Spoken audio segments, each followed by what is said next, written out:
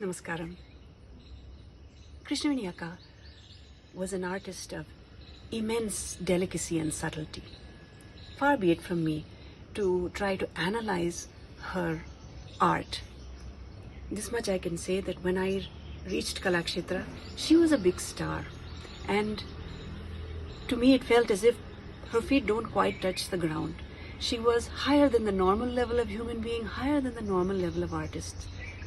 But if you so much as said, Namaste Akka, or Good morning Akka, she lit up the room with her response, with that warmth and that smile, which made you feel equal and wanted, and made you feel happy to be in Kalakshetra. I feel that she was among the paragons of disciples of Atte. She and that generation of artists, they had what in Hindi they say, koot koot ke unko mila tha, which means that they had been given knowledge to fill them.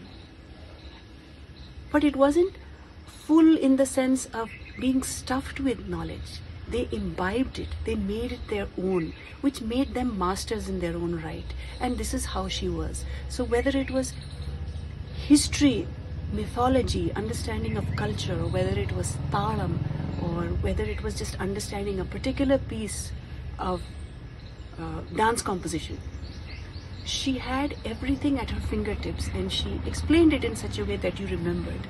And she had one really rather terrifying habit. If you didn't know your jati, if you didn't recite it properly, she would send you out of the classroom. So that really made sure that we practiced things and went it. And it's not that, there was no terror when we were in Kalakshetra. It wasn't that. It's just that we just would feel, oh my God, if I get sent out of the classroom, how will it be? So I better learn. And it was fun, and at the same time it was serious, so one remembered things all the time.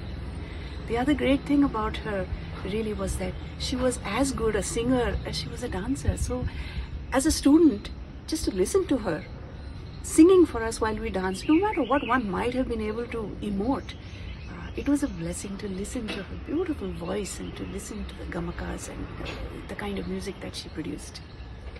I didn't, of course, learn from her in the early years, only when I became a senior, because she was like that. She had so much to give in terms of subtlety. And one last thing I wanted to say was that she had beautifully arched feet. And I remember in my first year, somebody was complaining. They said that I don't have the kind of feet, that's why I don't get a good sound. So one of our seniors said, you think your feet are too arched, but have you ever seen Krishnaveni Akka's feet? See what a wonderful arch she has, but see the sound that she's able to produce. So she had that tactile.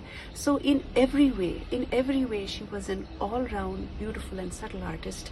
And I count myself blessed to have been there at all, somewhere in her shadow, somewhere in her company, and to have seen her active in those years. And I pay my humble namaskaram to Akka on her 79th birth anniversary.